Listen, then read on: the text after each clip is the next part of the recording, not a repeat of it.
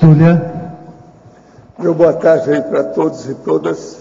Hoje é dia 20 de novembro de 2012, terça-feira. O verbete é de número 2484. Ele tem 5 páginas, 46 logias e 20 máximas. Eu destaco aí a divisão do detalhismo, que tem 15 máximas. O tema é pitonisa. A especialidade é perfilologia.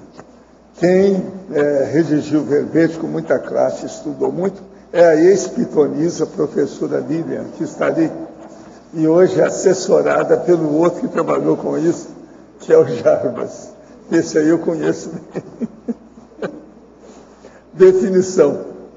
A pitonisa é a mulher, sacerdotisa e parapsíquica da Grécia Antiga, conhecida por profetizar sobre o futuro para conscientes, homens ou mulheres, ao buscar orientações sobre a vida intrafísica.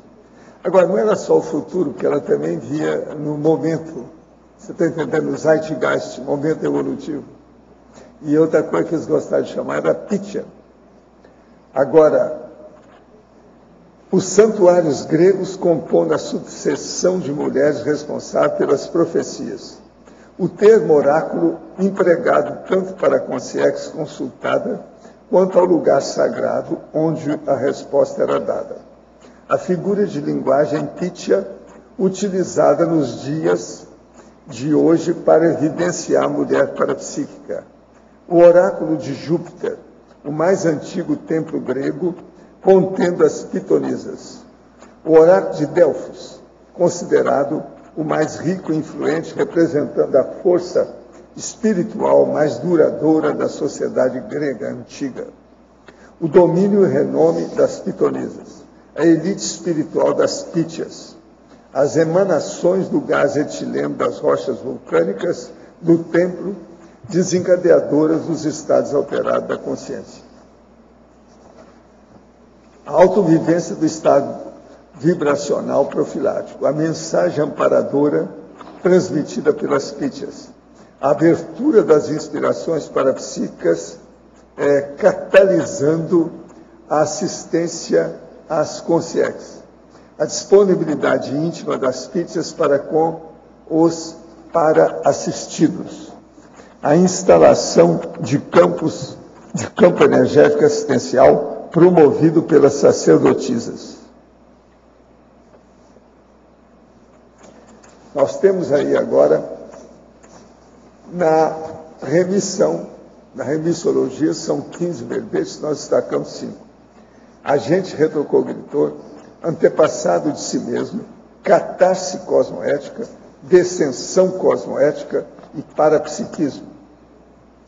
Frase enfática. As pitonisas são mulheres reconhecidas historicamente pelas habilidades parapsíquicas, porém, capazes de evidenciar ações incautas e místicas, geradoras de dependências e fanatismo. Quais traços do perfil de pitonisa você mantém ou alimenta? Por qual razão? A biblioteca, ou a bibliografia específica, tem 5 fontes bibliográficas. Agora, a mega análise aí com João Paulo, são 20 itens. Ritual, Grécia, templo, oráculo, segredo. História, mensagem, fanatismo, misticismo, mediunismo. Parapsiquismo, antiguidade, aconselhamento, veneração e doutrinação. Profecia, perfilologia, parafenomenologia, parapercepciologia e cosmoeticologia. Agora, o verbete hoje do dicionário é interposiciologia. O argumento é discernimentológico.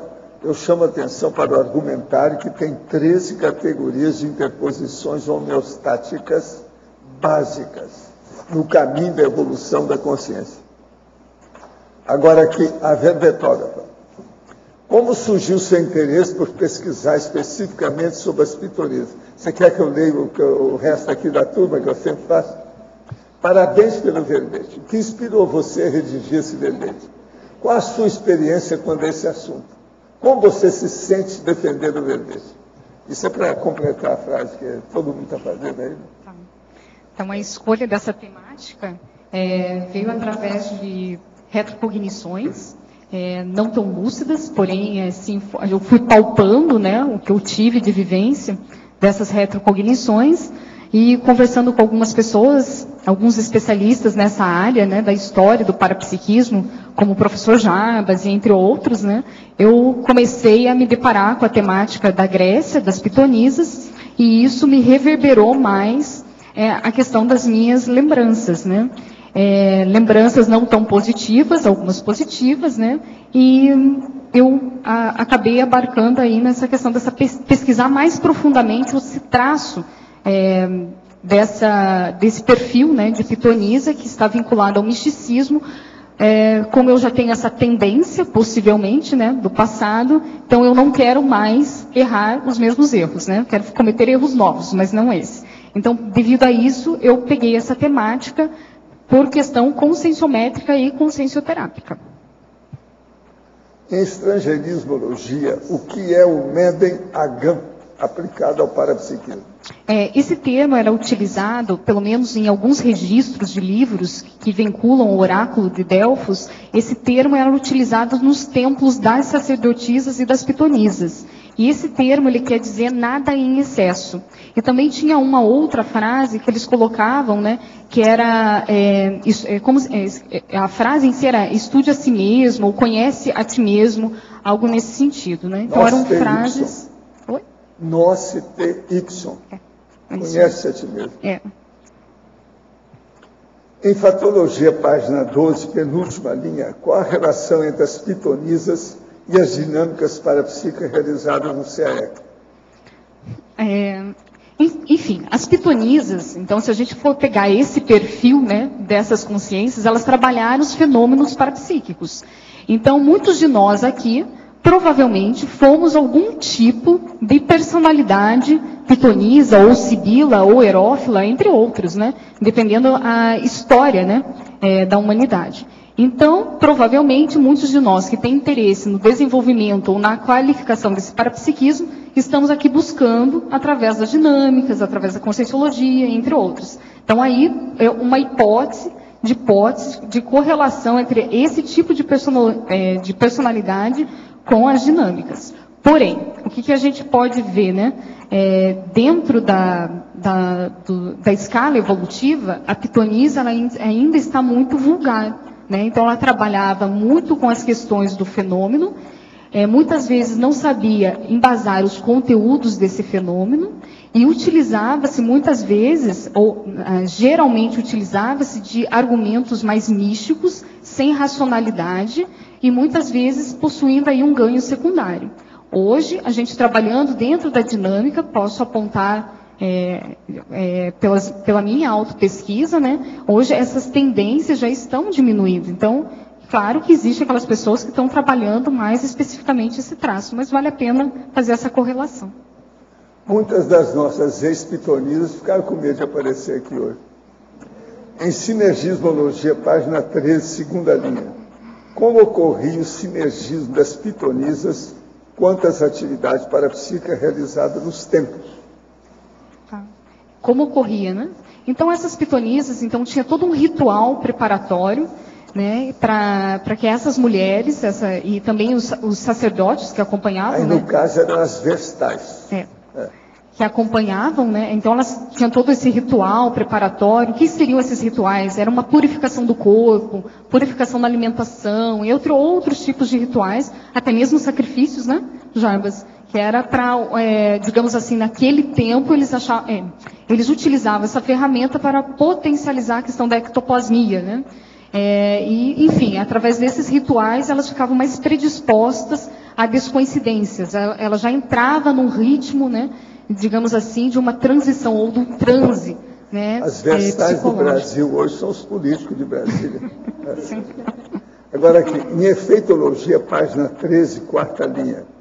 Poderia comentar sobre os efeitos negativos dos ganhos secundários na manifestação parapsíquica pessoal? Tá. Então, aqui a gente pode correlacionar a questão da pitonisa. Eu coloco um trinômio que é do poder, prestígio e representação social, né? Que esses três elos faz uma uma obnubilação dessa personalidade ou dessa consciência, né? Então, esse sinergismo patológico, esse ciclo patológico anticosmoético do ganho secundário devido a esses 3 fatores, ele vai acarretar danos para a própria personalidade sensitiva. Então, quais seriam esses danos, né? Então, o próprio assédio, propiciador, né, disso, então a pessoa ela fica muito mais assediada, a questão da vaidade, né, então ela utilizar os fenômenos para fins apenas egóicos, de ter algum status, ou ter um loco externo evidenciado, ganhar a atenção dos demais, devido a essa particularidade. Então tudo isso vai culminar em situações que podem levar aí a uma macro-PK destrutiva ou qualquer outro cenário mais patológico. Professor, comprei uma casa em um condomínio novo, recém-construído. E há algumas semanas estou morando nela com meu noivo. Desde a primeira noite em que dormi na casa, tenho tido projeções e ataques extrafísicos. O local é próximo à universidade, hospital psiquiátrico, hospital público, casa de religião e curandeiros. No início tive paixão pela casa, mas hoje tenho vontade imensa de sair daqui devido aos contrafluxos. Estou me preparando para reiniciar a TENEPS no ano que vem. Já fui praticante. Que o senhor me orienta? Olha, o que está acontecendo, eu te pergunto, não diz respeito só a você não, né? Você acha que o ambiente aí, o holopensino está influindo, né? Eu só não entendo o seguinte, na hora que vocês foram comprar essa casa, você não viu a vizinhança? Uma das primeiras coisas que a gente faz é ver a vizinhança. Em matéria de parapsiquismo, de baratosfera e em matéria de segurança. Então, seria bom você observar isso. A gente não deve ficar num lugar que a gente não gosta. Ainda mais vocês têm a casa de vocês, você vende, compra outra, em outro lugar melhor. Isso aí vale a pena.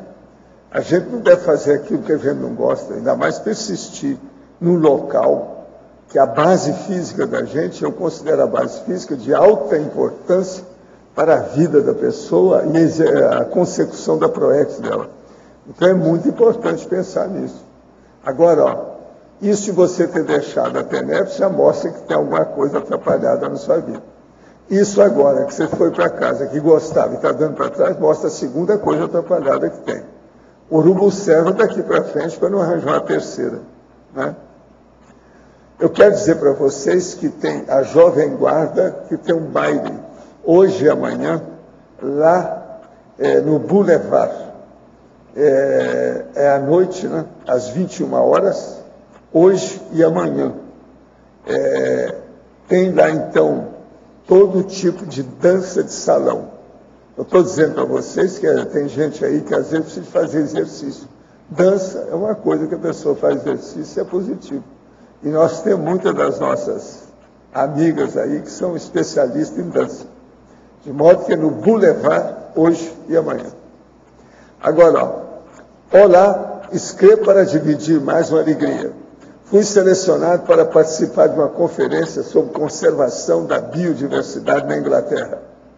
Após a conferência, ficarei por mais um mês na Universidade de Cambridge, trabalhando no aprimoramento e na publicação de parte dos resultados da pesquisa que estou desenvolvendo aqui na Amazônia. God save the Queen. Um abraço a todos. Felipe Enes. Agora, ó, isso aqui é a Conference of Conservation Science desse ano. Quem mandou para ele foi a Shailene Green, que é a administradora da conferência. A Universidade de Cambridge é um top em matéria de processo de biologia.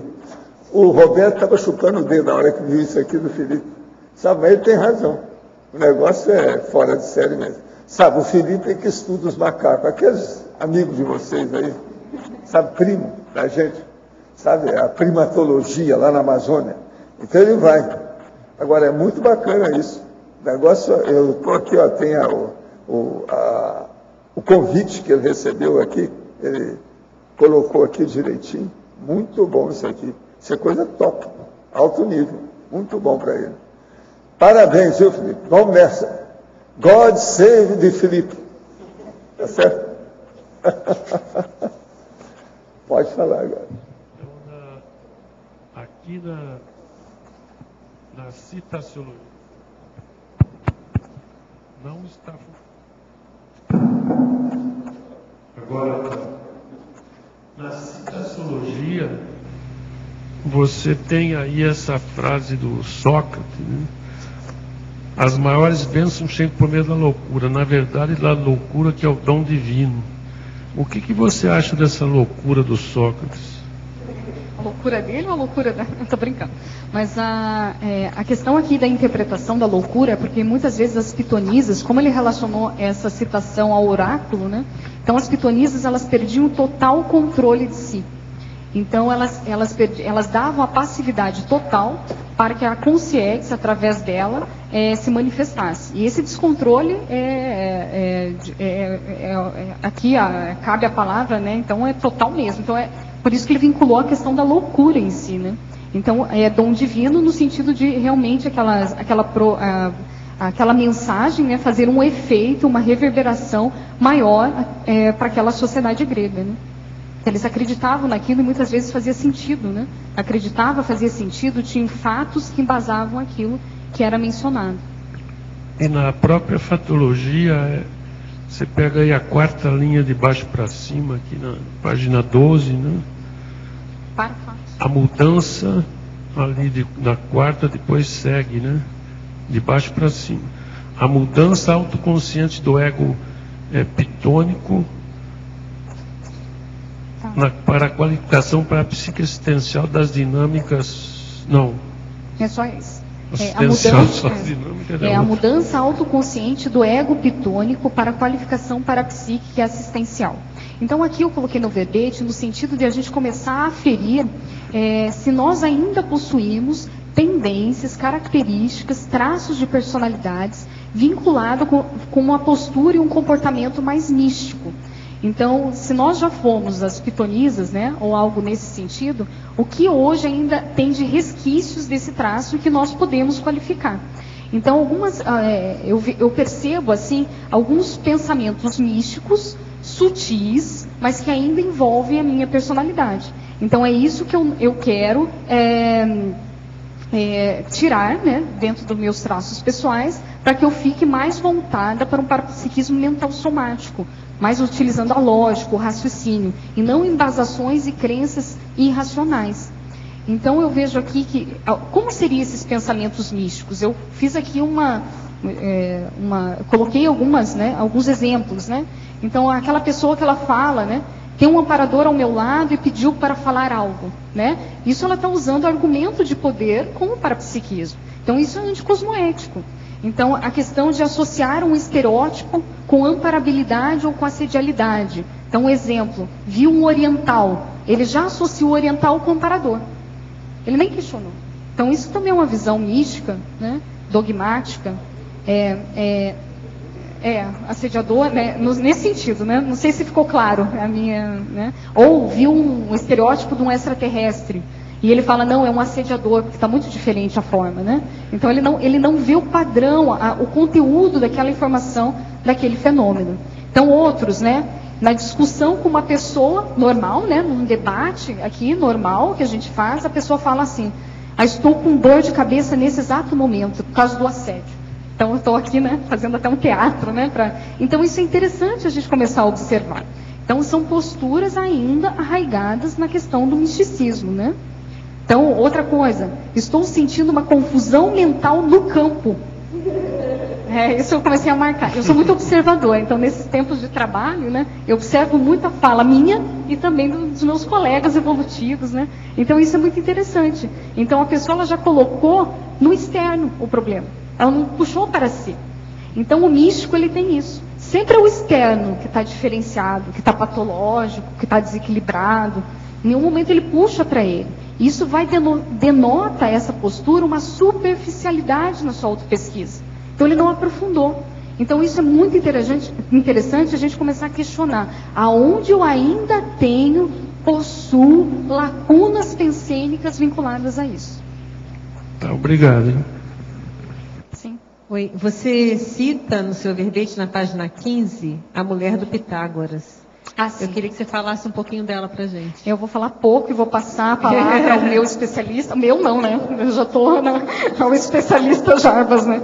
Então, Teano foi interessante que quando eu falei que eu ia escrever o verbete Pitonisa, eu falei com o Jarbas, né? Meu amigão, né? Aqui, né? E eu falei, Jarbas, vou escrever o verbete. E ele falou, nossa, uma boa, me deu várias orientações, né? E tal. E ele falou, não esquece de falar de Teano. Eu falei, tudo bem, né? E fui lá atrás. Então, Teano foi uma personalidade, o pouco que eu li, é pouco comentado, né, historicamente, mas tem num livro, quem tiver interesse, que é esse aqui, tá? Então, é Pitágoras e a Harmonia das Esferas. É um dos livros que possui a citação, né, dessa Teano. Então, Teano era uma personalidade que ela foi uma pitonisa do oráculo de Delfos, e é muito interessante estudar essa personalidade, porque ela destoava dessa questão das mulheres normais, digamos assim, do templo, usuais. Por quê? Ela trabalhava muito a questão da racionalidade, ao que tudo indica, né?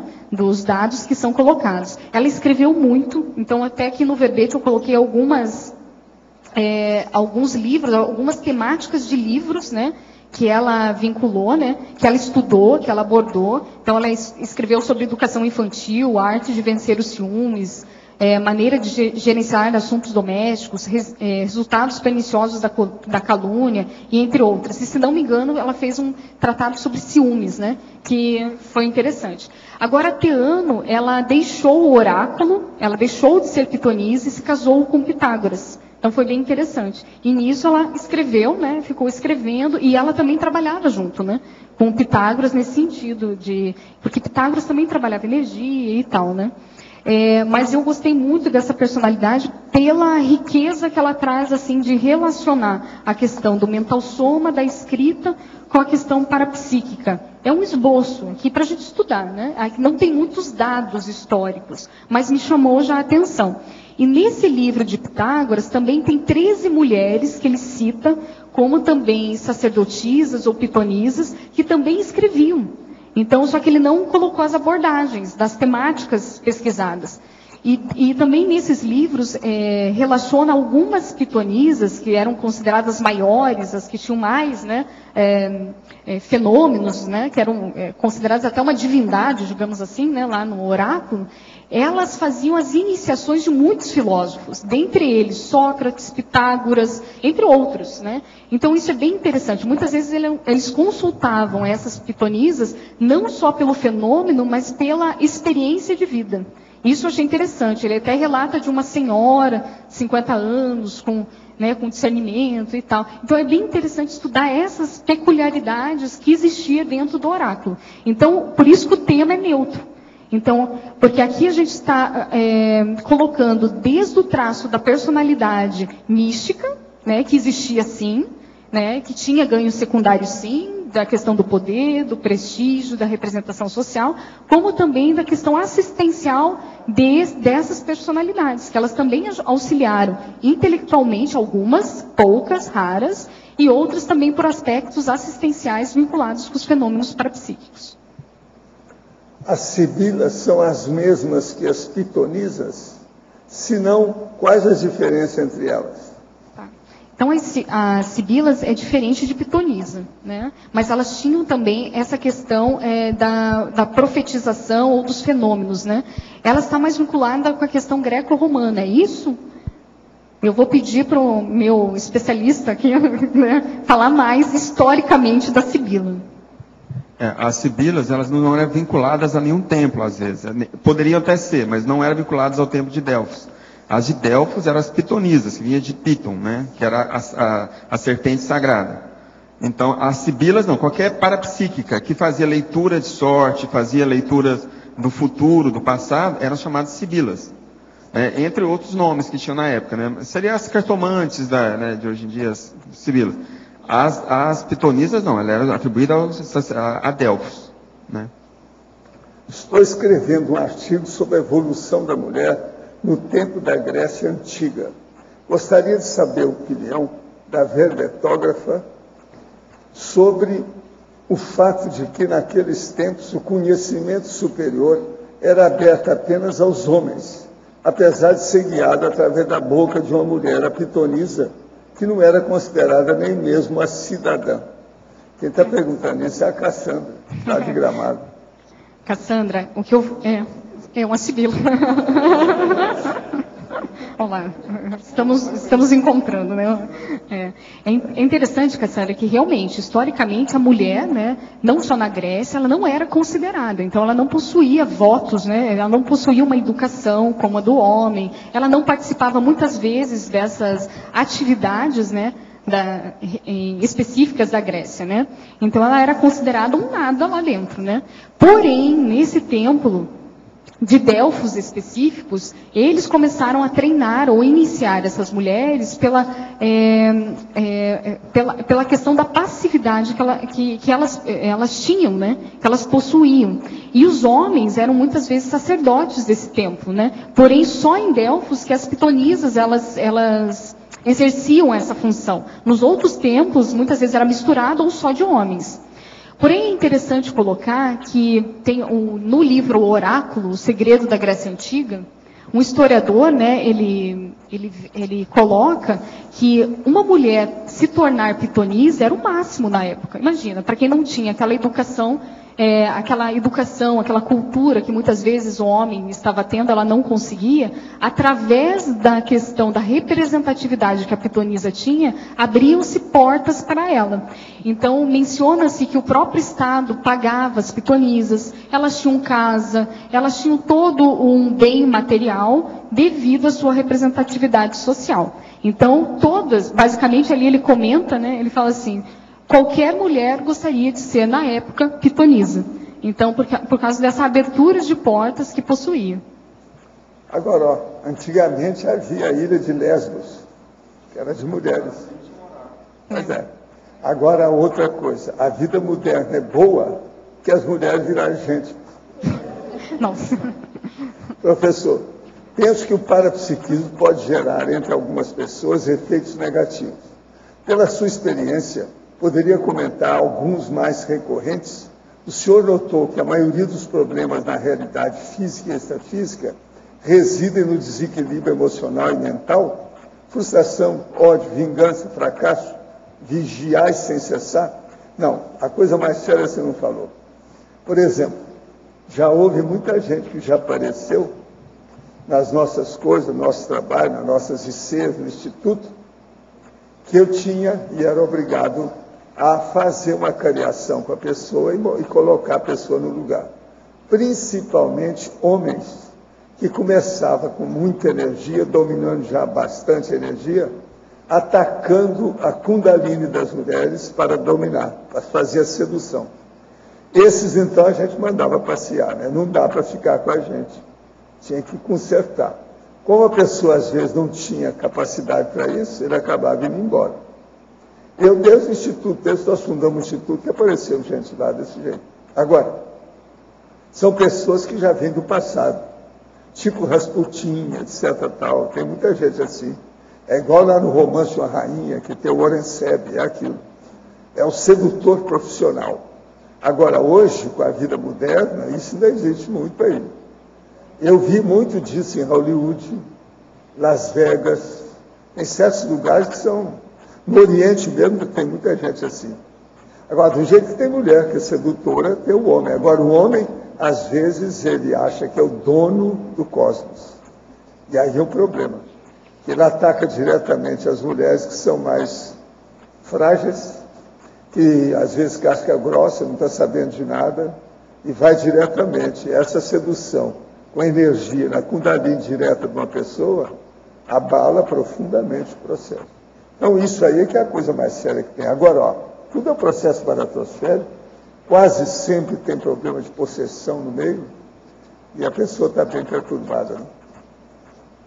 Acho que o Jaimes quer comentar alguma coisa da Cassandra. É bom. Essa questão das mulheres na história a história do parapsiquismo em si já é muito obscura. Mas as mulheres, então, dentro dessa história, é muito mais obscuro. Então, tem dezenas de grandes mulheres que fizeram grandes coisas na história do parapsiquismo e não aparecem. A Teana é uma delas, né? A própria Maria, a judia, que criou a alquimia. E tem várias outras mulheres, a Areteia, né? Que estava...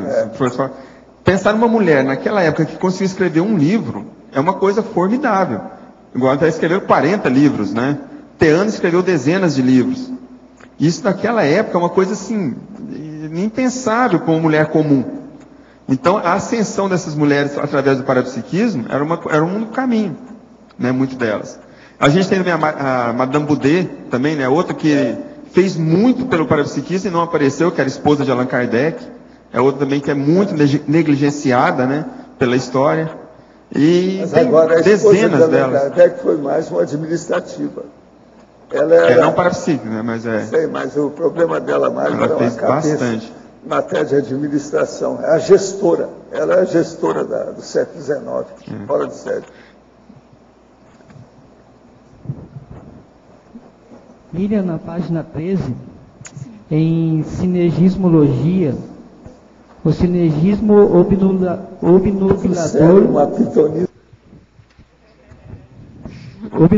poder, orgulho, vaidade evidenciados nas pítias. Esse é o filósofo. Desculpa, você poderia repetir? Aqui em sinergismologia, na página 13. Tá. O sinergismo obnubilador, poder, orgulho, vaidade evidenciados nas pítias. Tá. Então, a questão aqui do poder das pitonisas é a questão dos fenômenos que elas possuíam. Então, no momento em que elas faziam, que elas realizavam, né, a questão das profecias, do futuro, as simulcognições, né, isso gerava um poder para ela. Então, a gente pode pensar ou ter colocar aqui uma das hipóteses, né, de o parapsiquismo como um meio de comunicação. Como a maioria das pessoas não possui ou não estão atentas a essa ferramenta, ele acaba, para aquele que tem um olho, digamos assim, se todo mundo está cego e um tem um olho, né, e consegue enxergar além do que todo mundo está vendo, isso vai criar algo para essa pessoa que está enxergando além, ok? Sim. Então, muitas vezes gerava a questão do poder para essas pitonisas. Então, por elas estarem falando algo em que muitas vezes aquelas pessoas não conseguiam visualizar, né, aquelas situações que está relacionada com os fenômenos em si. Não sei se ficou claro. A questão também deixa eu pegar aqui.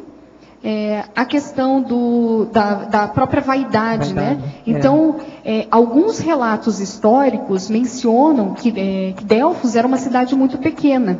E quando eles começaram, a população em geral ao redor, né, começou a ver a grandiosidade desse oráculo de Delfos, né, ou do grande desempenho de algumas dessas pitonisas em ser assertivas com os fenômenos parapsíquicos, muitos dessas pessoas que estavam ao redor, né, muitas vezes do outro lado do mundo, iam até a Grécia, iam até aquela cidade, procurar essas informações com as pitonisas. E com isso eles levavam oferendas. Essas oferendas eram ouros, então eram tudo vinculado assim à riqueza, né? Então que eles davam. E para isso, para aquelas pitonisas, então geravam um certo status, né? A vaidade. Eu não posso dizer que todas elas possuíam, mas a gente pode colocar que algumas, com certeza, poderiam ter esse traço, ok? Uhum. Então, muitas cobravam, né? Tinha templos que cobravam para dar esses aconselhamentos parapsíquicos, né?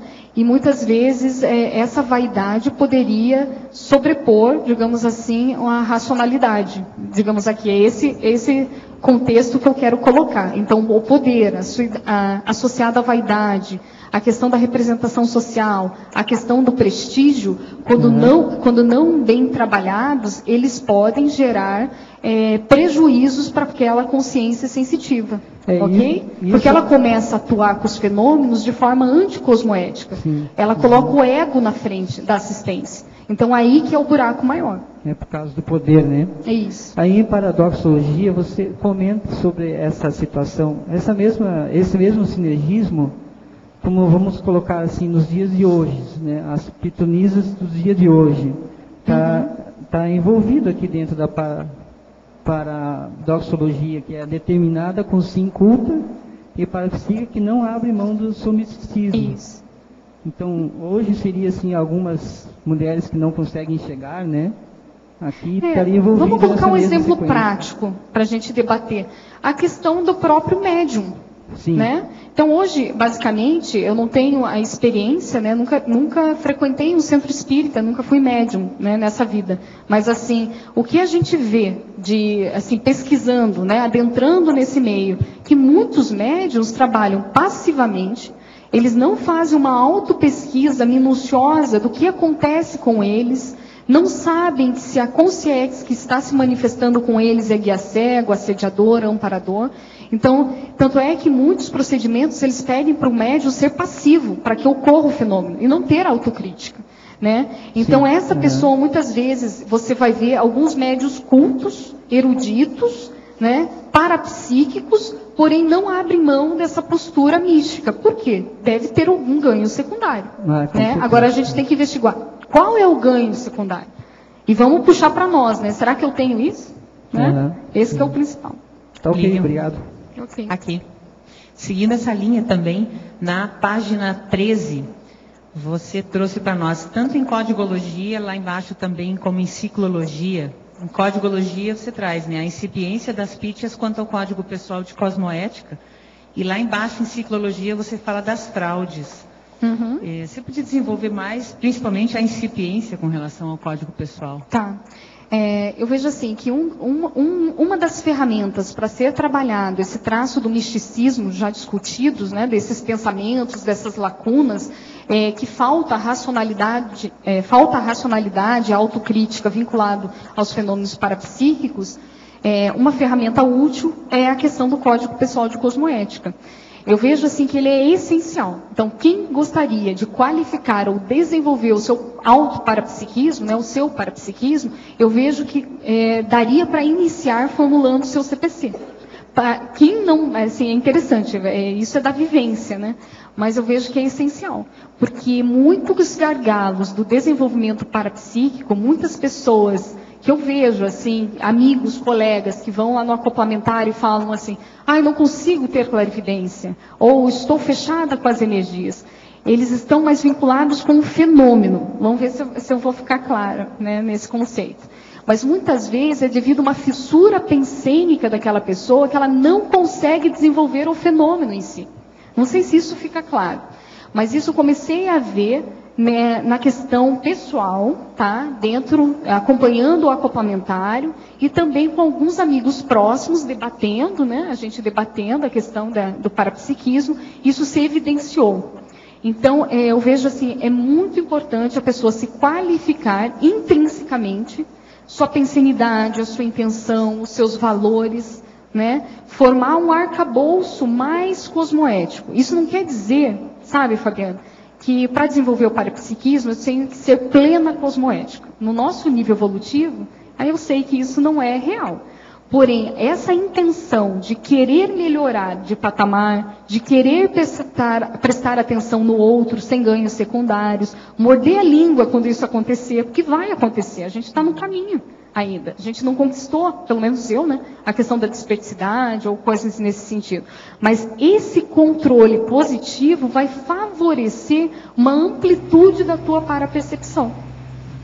Porque eu fico refletindo, sabe, Fabiana, que muitas vezes a gente não consegue um fenômeno por incompetência, óbvio, própria, mas por uma coisa ainda mais séria, que é a questão cosmoética. A gente não saberia trabalhar com essa informação. Esse é o mais sério. Então, por isso que a gente tem que trabalhar mais esse passo. Eu falo muito isso com o Everaldo, né, que também é outro especialista da cosmoética, né? Então, eu discuto muito com ele essa questão parapsíquica, né? Então, eu vejo assim, puxando o laboratório acoplamentário, que é onde eu tenho mais vivência, muitas pessoas adentro do laboratório para ter fenômenos. Tudo bem, é isso mesmo. Lá é para desenvolver a clarividência, está tudo certo. Mas eu vejo que tem um passo além disso, para a gente sair desse patamar, que é essa questão de ficar aberto, prestar atenção em como você se manifesta energeticamente, emocionalmente, intelectualmente, né, assistencialmente, que o laboratório mostra isso para você. E com isso desenvolver a ferramenta que você tem mais habilidade naquele momento para fazer assistência. Então é esse que é o meu pensamento. Tem o ponto da intraconsciencialidade, que às vezes é bem mais sério que o próprio fenômeno, né? Para mim é, Fabiana. Eu vejo assim que o fenômeno é consequência. Exato. É consequência. A gente vê um monte de parapsíquicos que tem vários fenômenos, porém totalmente loucos, fora da realidade. Emocionalmente, você vai conversar com uma pessoa, você vê que é totalmente lábil. Quando eu falo lábil, não é aquelas oscilações que nós temos corriqueiras. São questões sérias, de humor, de convívio. Então, para quê? Então, eu vejo assim que o mais sério é você trabalhar com a sua lucidez para uma saúde. O parapsiquismo exige isso, ao meu ver. Exige essa saúde psíquica, exige uma saúde emocional, exige esse arcabouço interno mais homeostático. Em relação a isso que você está trazendo, até a compreensão do parapsiquismo, se a pessoa consegue compreender, focando na intraconsciencialidade, muda completamente. Sim. O foco do fenômeno, ele diminui, vai ser uma consequência mais natural da qualificação da intraconsciencialidade. Agora, pessoalmente, eu vejo assim, eu vou colocar aqui assim, casuisticamente, né? Mas são hipóteses, tá? Não posso também confirmar todas, mas eu vejo assim, eu tenho uma tendência para clarividência, sempre tive, desde criança. Eu via muito assim, não era assim todo dia, toda hora, todo momento, mas enfim, eu tinha lá pequenos, digamos, deslumbres da multidimensionalidade, digamos assim. Maturidade também não era lá muita coisa, mas eu tinha um fenômeno. Mas eu quero dizer o seguinte, quando eu comecei a levar mais a sério o parapsiquismo, imediatamente veio assim para mim informações referentes a essa autopesquisa, que sem isso eu não ia conseguir compreender de fato o meu talento. Então, quando eu comecei a desenvolver minha autopesquisa através da conscienciometria, consciencioterapia acoplamentar, que foi os meus pilares, eu comecei dentro do próprio laboratório acoplamentário a ver sutilezas que antes eu não via. Talvez os meus fenômenos que eram mais concretos da clarividência, que eu via de fato a consciência, ficou mais sutil. Porém, as informações daquele fenômeno ficou muito mais rico e evidente.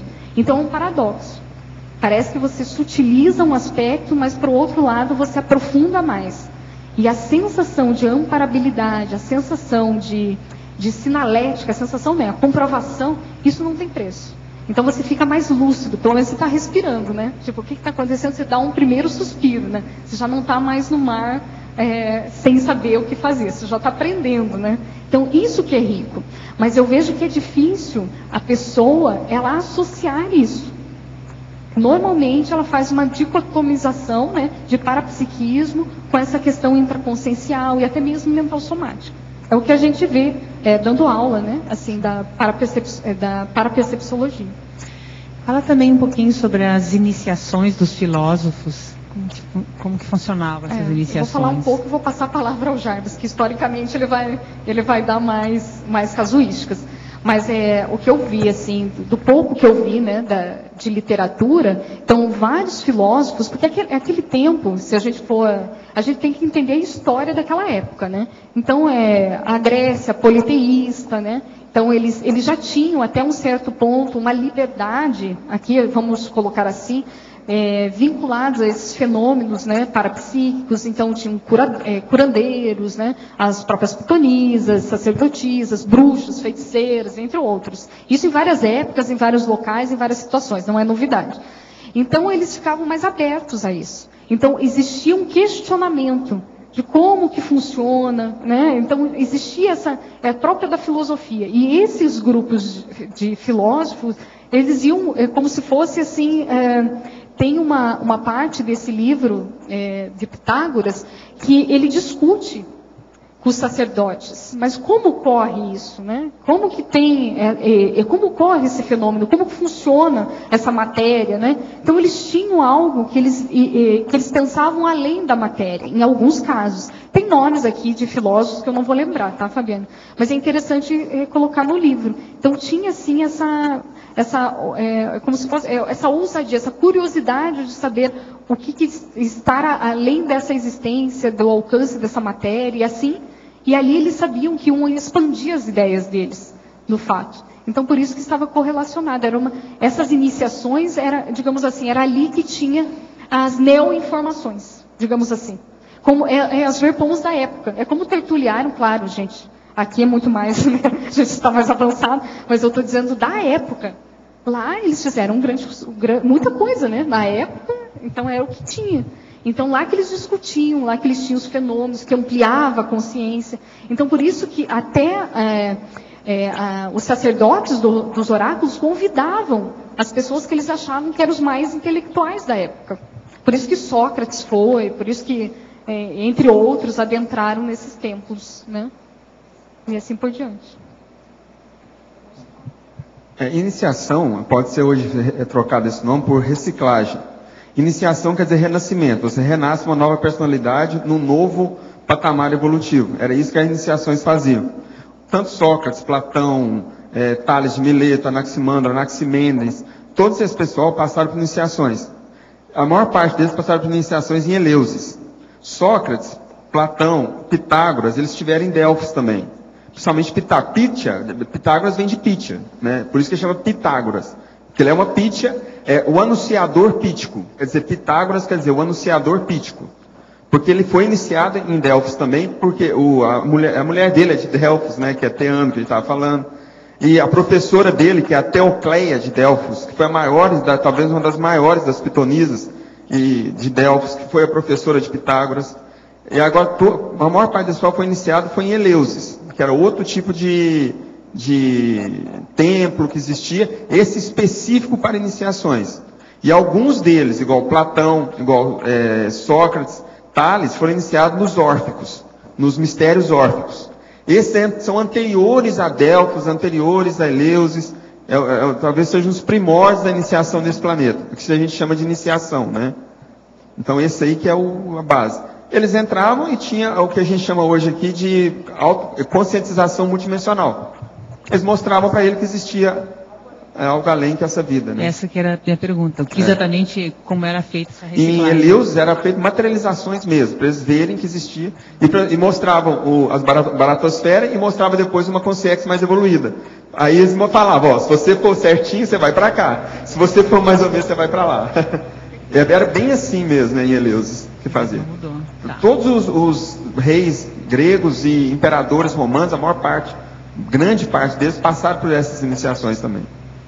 Tá? E o que você acha que faltou para o pessoal realmente fazer a reciclagem, já que eles iniciaram? Faltou para a gente, né, que estava também nessa época, faltou aquilo que o professor Paulo fala muito tecnicamente, que chama vergonha na cara, né? Bem tecnicamente falando, eu acho que foi isso. Né? Ok, obrigada. Lilian, na página 13, em efeitologia, na segunda linha, você poderia falar sobre o efeito bumerangue da fuga quanto ao parapsiquismo assistencial? Então eu vejo que algumas personalidades não querem se debater novamente com o parapsiquismo, porque tem algumas lembranças, às vezes até inconsciente, das besteiradas, né, que fizeram com o parapsiquismo. Então elas não assumem isso, essa habilidade. Eu posso colocar aqui uma casuística pessoal. Então no início eu não queria muito não mexer com o parapsiquismo. Eu tinha lá clarividência, ficava por isso. E para eu entrar no laboratório acoplamentário, veio através de uma outra pessoa. Então eu nunca quis, de fato, participar de uma equipe de campo. Não era assim algo que estava na minha planilha, entendeu? Eu estava fazendo outras coisas. Né? Tinha lá o meu fenômeno, mas também não queria mexer muito com aquilo. Então, uma colega evolutiva, que eu coloco hoje, né, que é uma grande amiga, que chegou para mim e me colocou na parede e falou, junto com o Valdo, né, que o primeiro curso do Valdo, ele também fez quando eu estava como aluna, né, ele também comentou, né, para eu entrar, assim, fazer mais acoplamentários. E essa amiga que me inseriu dentro dessa equipe. E ainda assim eu fugi. Eu ficava no microfone, ficava no banheiro, ficava esperando não sei o quê, mas nunca enfrentei de fato para entrar mesmo na equipe e fazer assistência com o talento, né? Seja ele a porcentagem que for. Então eu vejo assim que esse efeito bumerangue traz empecilhos para a própria pessoa. Então ela acaba não desenvolvendo aquele traço, que muitas vezes ela tem habilidade. A questão assistencial sempre vai ficar um pouco mais defasada, porque ela tem medo, tem receio, ela nem sabe muitas vezes do que ela tem medo, né? Mas quando ela começa, no meu caso, quando eu comecei a ter mais ousadia, enfrentar mais os meus traços e tentar colocar em prática o pouco o que eu tinha de habilidade, eu comecei a ver que as portas se abrem. Então eu vi que essa linha da parapercepciologia, eu trabalhando e qualificando, tudo abre e otimiza. Aí abriu para escrita, abriu para grupos evolutivos e assim por diante. Não sei se ficou claro. Sim. E aqui na neossinapsologia, você podia falar assim da sua experiência, o que você acha que mais gerou neossinapse para você no acoplamentário, em todos esses cursos que você participa trabalhando? Aí eu vejo assim que a primeira coisa foi o autodesassédio, que possibilitou a primeira coisa, autodesassédio. A segunda, eu vi assim, através desse autodesassédio, que foi o desbloqueio, né, dos chakras, houve uma expansão maior, uma compreensão maior das minhas habilidades, um reforço a mais a essas habilidades, e também assim muitos fenômenos no sentido de projeção, de retrocognição. Eu estou falando aqui fenômenos, eu posso colocar assim parcialmente lúcidos, mas que gerou comportamentos recicladores. Então você ter de fato a certeza que você tem essa habilidade e tem competência com aquilo. Então se mostrar com isso para assistência. Então isso é muito válido. E neossinapses agora que eu vejo que deu mais resultado é a questão mental somática.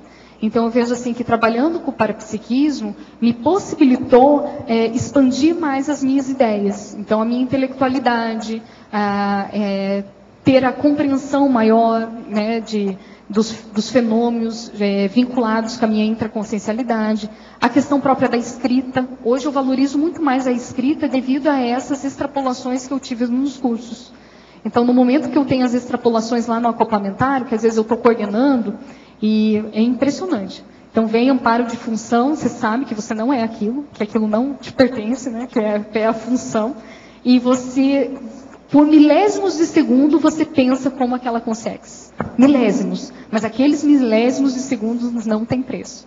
Porque você sente a anticonflituosidade, a harmonia, como muitas vezes uma solução muito rápida para aquele grupo, né? Fazendo uma mediação rápida. Então tudo isso você vai compreendendo. Poxa, se aquele que eu considero, né, pelo padrão de energia e pela minha sinalética como amparo, se ele atua desse jeito, dessa forma tão harmônica, o que eu faço na minha condição para estar mais próximo a essa condição? Então essas associações eu vou fazendo. Então eu tento chegar lá, né? Eu tento, quero estar também nessa condição, nessa harmonia, né? Então isso é muito interessante. Isso vai gerando essas neossinapses assistenciais e recicladoras. Como funcionava a intervenção das pitonisas na política em sua sociedade? Então, aqui na fatologia, eu abordo a questão de os conselhos e pré-cognições, né, fornecidos pelos pitonisas aos reis, líderes regionais, ávidos pelas conquistas territoriais, né? Então, eu acho que o professor Jarbas até comentou, né? Então, naquela cultura, a maioria, grande parte dos líderes, né, eles procuravam saber, obter informações das pitonisas antes de executar qualquer ato que fosse. E esses atos podem ser guerra, pode ser conquistas de territórios, pode ser morte de alguém, né? Pode ser também a nomeação de um novo rei, a nomeação de uma nova personalidade. Então eles confiavam muito às pitonisas essa questão.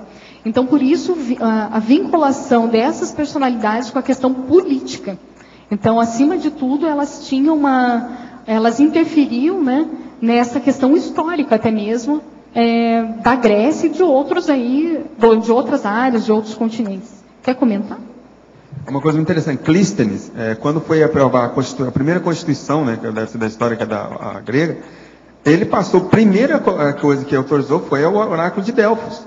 Ele levou a Constituição grega ao oráculo de Delfos e foi autorizado. Aí a pitonisa falou, não, pode, é isso mesmo.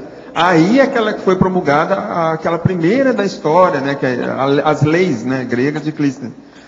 Guerras iniciavam e paravam de acordo com o que a pitonisa falava. Você vai falar, pode ir, a guerra começava. Você vai falar assim, não, os sinais estão desfavoráveis. A guerra parava.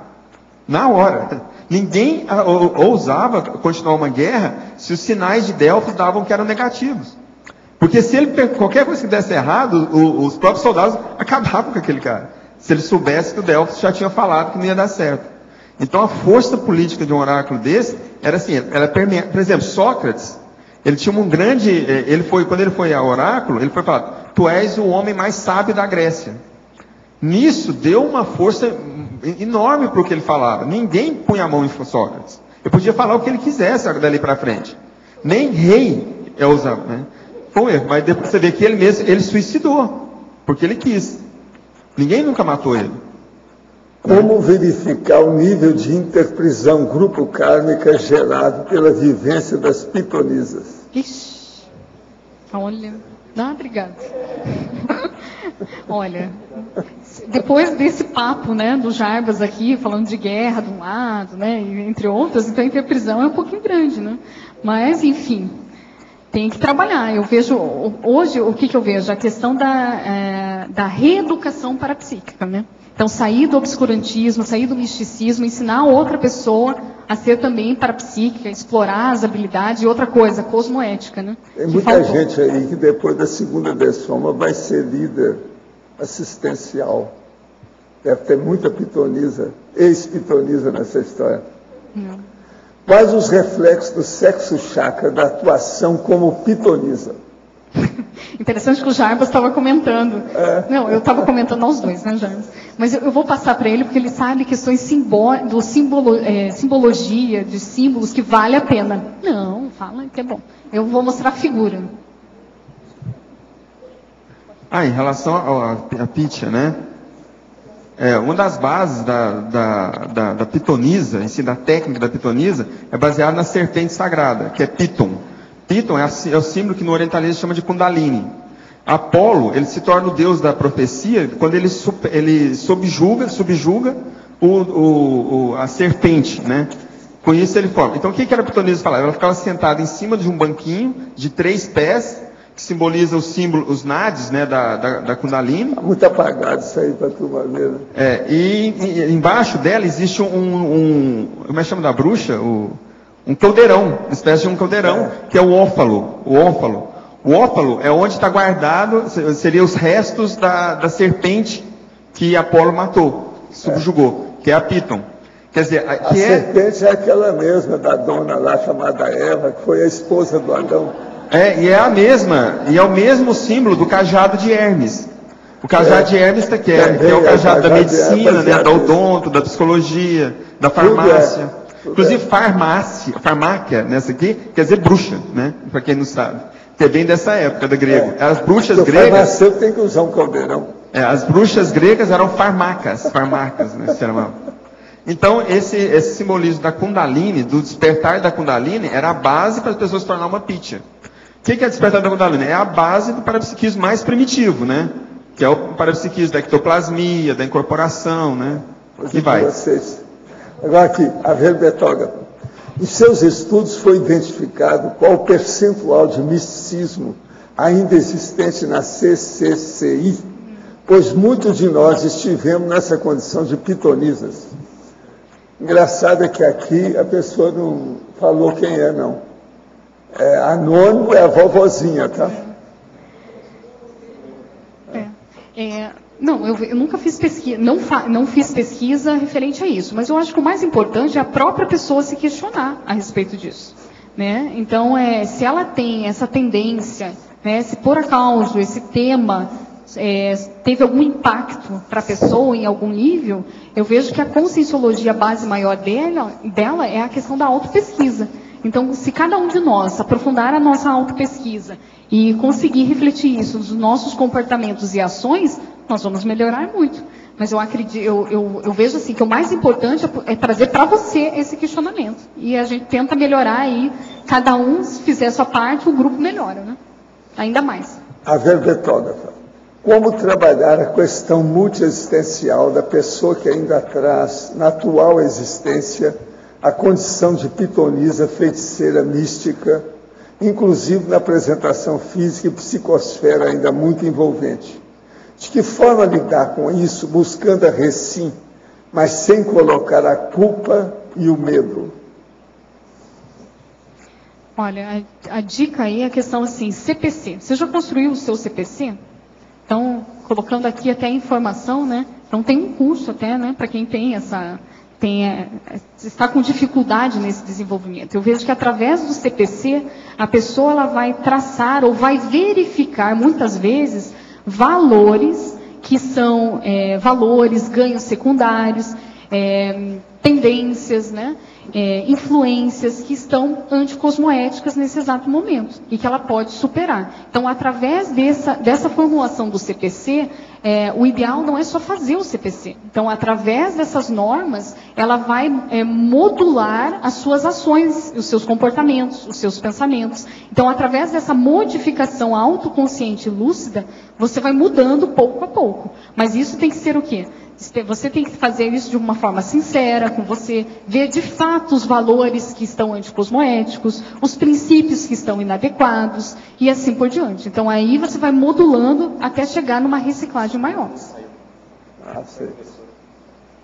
A verbetógrafa. Tenho muita afinidade com o assunto do verbete. Acho que eu era uma pitonisa emocional, que usava o psicossoma e não o mentalsoma. Como reciclar esse traço fraco que persiste até hoje? Então tem que trabalhar a questão aí, o fundo emocional, né? Você tem que trabalhar mais a questão da racionalidade, do mental soma. Então uma das coisas que ajuda no desenvolvimento parapsíquico é a própria construção de arcabouço mental. Então vamos trabalhar com mental soma, ler, escrever, aprofundar mais os conceitos e teorias. Se você tem afinidade com a parapercepçologia, começa por aí. Depois vai aumentando a sua cultura. Então isso fortalece a pessoa. E a questão emocional é começar a ver aqueles pensamentos ou situações em que ocorram essas oscilações desses estados emocionais. Então é muito importante aí entrar a questão da consciencioterapia, a questão da própria conscienciometria. Então a gente já tem uma listagem de técnicas conscienciológicas que possibilitam melhorarmos nessa questão emocional. A verbetógrafa. Favor comentar a frase enfática do verbete.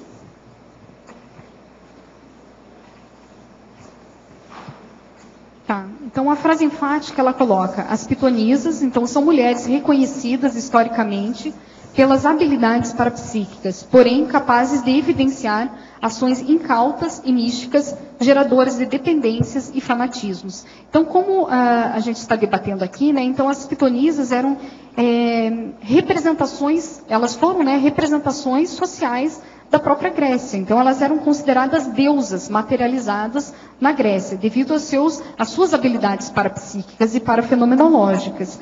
Porém, em muitos casos, através do ocultismo, né, esses rituais de iniciações ou até mesmo de sessões onde elas realizavam os fenômenos parapsíquicos, eles eram fechados. Então, não havia um desenvolvimento para todos relacionados ao parapsiquismo. Então, era para poucas pessoas desenvolverem essas habilidades e atributos. Então, com isso, gerou o quê? A questão do misticismo, né? Dessas crenças irracionais. Então, muitas pessoas idolatravam essas pitonisas, né? E causavam extrema dependência e fanatismo. Então, aí que é o erro, né? Digamos assim. Hoje a gente está fazendo ao contrário. Nós estamos trabalhando com a reeducação parapsíquica, nós estamos favorecendo as pessoas para elas se tornarem mais lúcidas com a questão do holossoma, com as bioenergias, para elas trabalharem em si esses atributos e para elas serem autônomas quanto a isso, com um objetivo mais assistencial. A verbetógrafa chegou a pesquisar qual era a relação dos gases que eram emitidos naturalmente no oráculo com o momento do transe das pitonisas? Teve estudos até de um francês, né, se não me engano, nesse livro O Oráculo, O Segredo da Antiga Delfos, né, que ele coloca vários artigos de vários outros pesquisadores que eles descobriram essa questão dos gases, né, que influenciavam sim na questão na questão dos transes parapsíquicos. Então, alguns comentam que acho que é metileno ou etileno, né?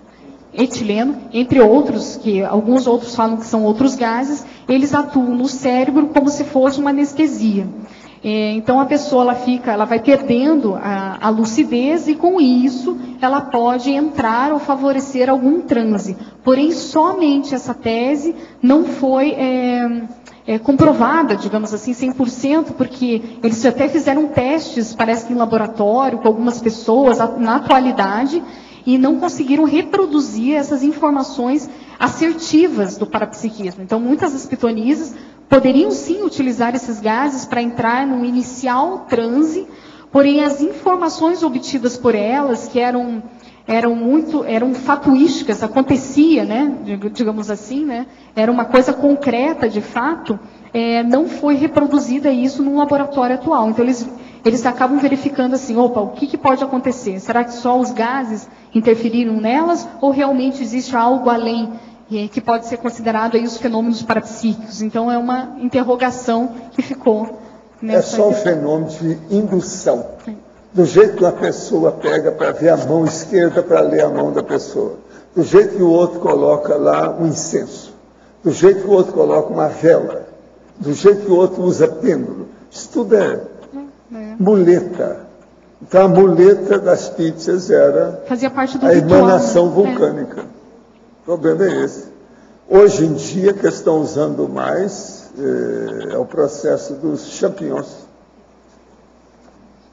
Na opinião da Verbetógrafo, a hegemonia das religiões moniteístas de base judaica representaram um travão milenar do parapsiquismo para as mulheres?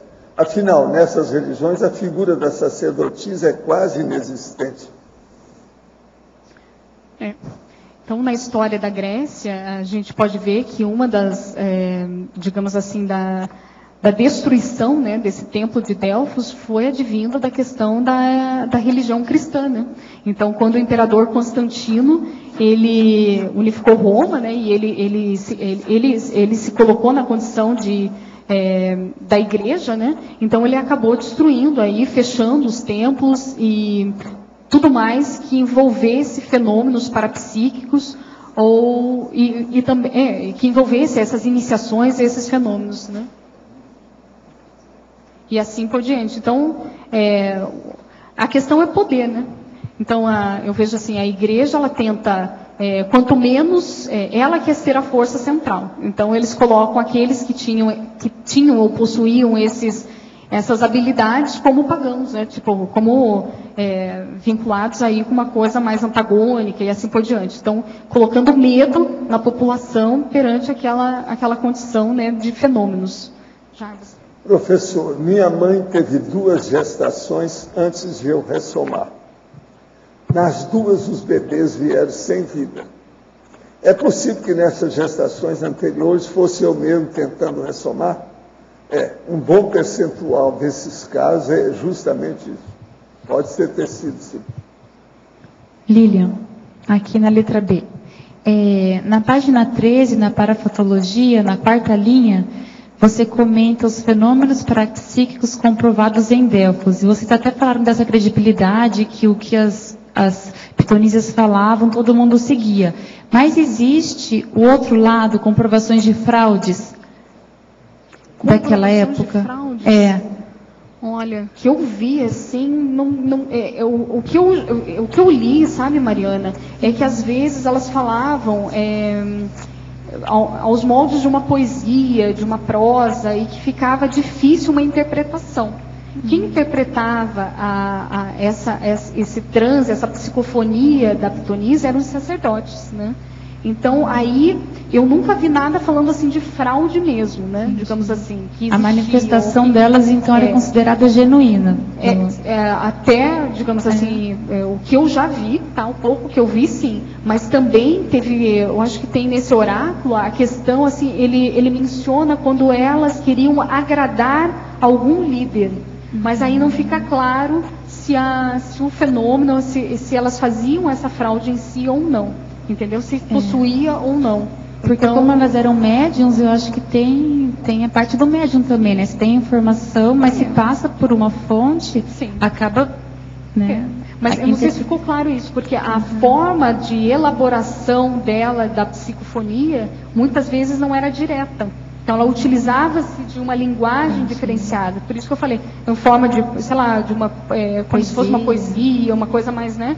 Até mesmo mais dramática, mais emocional, e muitas vezes não era objetiva, mas, digamos assim, a forma da abordagem não era tão assertiva. E essa interpretação era dada pelo sacerdote. Então, daí, eu acho que, digamos assim, abre margens para várias hipóteses daí, né? obrigada. Lilian. Isso é interessante que existe relatos de erro de Delfos. Erro. Fraude não, porque não tinha como, né? Porque ela falava aquilo lá, pessoal. E existia ironias que ela fazia. Por exemplo, Alexandre o Grande esteve lá numa época que Delfos estava fechado. Ele exigiu que elas atendessem ele. E foi feita, então, em particular, uma sessão para Alexandre o Grande. E eles falam, não, você será invencível nas batalhas. E Alexandre morre de malária, praticamente, né, no caminho. E outro lá que teve lá, que queria saber se ia começar uma guerra ou não, também exigiu ser atendido. Elas falaram assim, não, se você entrar nessa guerra, o império cairá. Um império, só que ele interpretou como o império, quer dizer, do outro. Não, quem caiu foi o dele. Ele perdeu a guerra, o império dele se desfez. Mas todas essas vezes, esses erros foram de interpretação. Aconteceram porque eles exigiram naquele momento que elas profetizassem. Não, esse do império não, esse foi normal. O de Alexandre que foi exigido mesmo que atendessem ele. Existia um outro caso também que exigiram que elas atendessem um rei. Ela não estava preparada, ela entrou em epilepsia e morreu. A Pítia morreu durante o transe. Porque ela foi na época do inverno, Delfos fechava. Eles falam que Apolo se recolhe no Olimpo no inverno. Essas coisas. Aí Delfos no inverno era fechado. Então eles exigiram que atendessem ela. E eles prepararam mal a médium, a parapsíquica não estava preparada, a Pítia. Ela realmente entrou em estado epilético e morreu. Ela saiu, ela dessomou. E eram diárias essas sessões que elas atendiam? No começo, elas eram anuais. Quando o Quilatão pegou embalo, né, chegavam a ser mensais e depois chegou quase a ser diárias, né? Semanais chegou a ser, eu sei que chegou a ser. Revezavam. E eram várias ao mesmo tempo, assim, ou normalmente era só uma? Não, era uma. Elas se revezavam. O cargo de Pítia era vitalício, né? Tanto que elas chegavam até a ficar bem idosas já, sendo Pítias ainda. Se elas resistissem, né? Que eram extremamente exigidas, né? Eles falavam que ao final aquele historiador, lá não estou lembrado o nome dele, que é o que fala mais de Delfos, que ele era romano e chegou a ser sacerdote de Roma. Eu não lembro agora o nome, você lembra? Então ele falava que no final de uma predição, ela se assemelhava a um corredor de maratona. Ao final da maratona. Ela estava esgotada mesmo. Né? Tá bom, obrigada. Há os casos também do processo de estupro da pitonisa, que dava uma maldição em cima do cara lá e morria logo.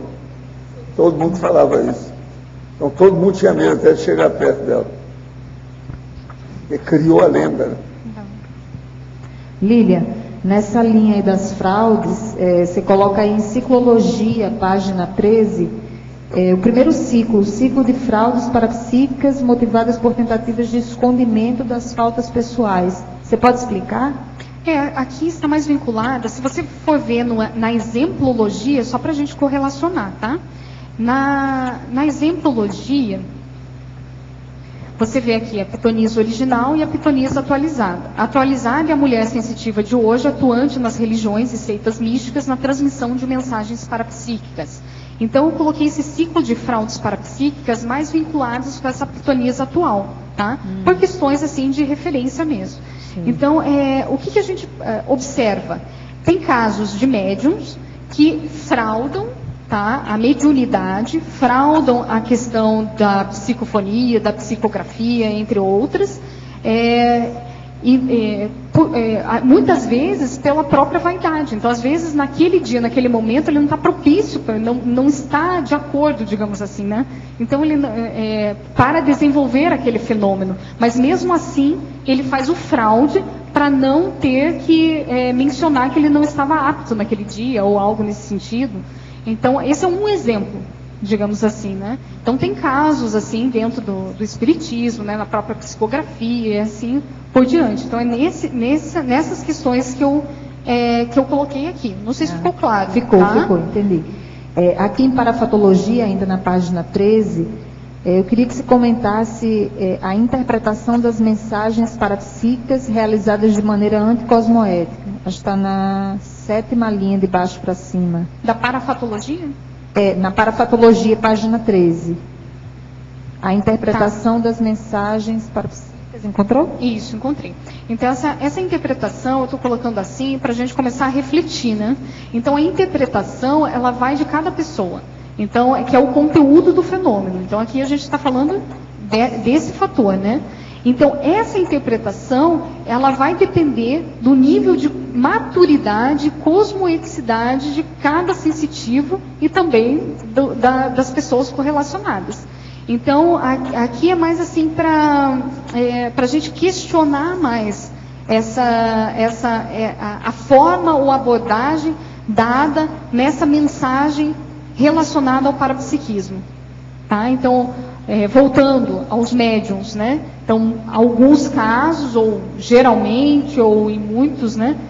Ocorre a pessoa ela abordar ou mencionar uma mensagem parapsíquica de acordo apenas com o seu viés. Ela tem uma interpretação de acordo com a sua crença. Então, ela dá um aconselhamento, muitas vezes sem reflexão, sem autocrítica para uma outra pessoa, e isso pode mudar a vida da outra, né? Isso que é o mais sério. Então, quando você puxa a responsabilidade, a autocrítica, então, a principal coisa que eu vejo assim, é a reflexão, nesse caso. Então, se você tem uma informação, então tem aquelas 3 perguntas básicas, né? Por que você quer falar? Para quê? Para quem? Né? Então, aí você já verifica a sua intenção. E ter o momento certo, a situação certa e as pessoas corretas para expor aquela situação. Então, se a pessoa começar a contar tudo que ela percebe, sente parapsicamente, em qualquer situação, em qualquer pessoa, opa, o que está acontecendo? Qual é o ganho secundário disso? Né? Qual é a intenção de fato? Então, isso que é o mais importante, é isso que eu quis trazer para a reflexão. Lilian, aqui em cima, no ar, página 14, na primeira linha da ciclologia, a identificação do ciclo pessoal de desperdícios da autopotencialidades parapsíquicas. Você poderia comentar, por favor?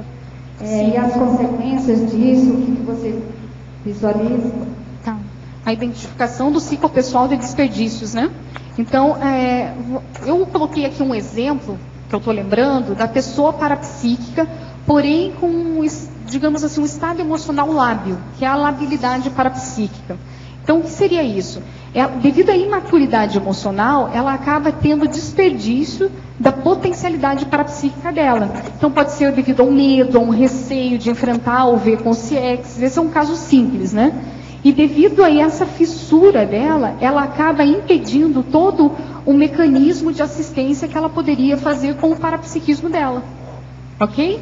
Então, aqui, colocando mais ainda, aprofundando um pouco mais esse exemplo. Então, a pessoa lábil, que se altera com qualquer assimilação que é ocasionada com uma pessoa, com contato interpessoal ou com o ambiente, ela não tem condições ou recursos de utilizar com maturidade o próprio potencial, que é o parapsiquismo. Então, ela acaba desperdiçando isso. Para que ela está tendo aquele fenômeno, né? Então, muitas vezes ela está fazendo uma leitura do ambiente, mas não está sabendo lidar com aquela situação. Às vezes ela enxerga com o CX, mas tem medo, entendeu? Então, todos esses fatores vão desperdiçar as habilidades da própria consciência. Aí as dinâmicas parapsíquicas do CAE pode ajudar, né, para qualificar e sair dessa condição. Sim. Então, qualquer atividade que desenvolva o parapsiquismo de uma forma madura, qualificada, assistencial, vai otimizar, sim, essa consciência.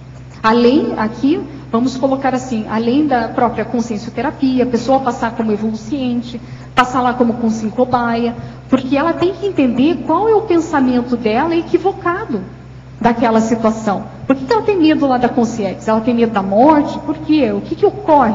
Então ela tem que aprofundar na própria pensanidade. Então ela trabalhando nesse ciclo de pensamentos, digamos assim, distorcidos, errados naquele momento, vai propiciar a ela uma alavancagem maior, tá? Para o autoenfrentamento e para a utilização das habilidades parapsíquicas dela.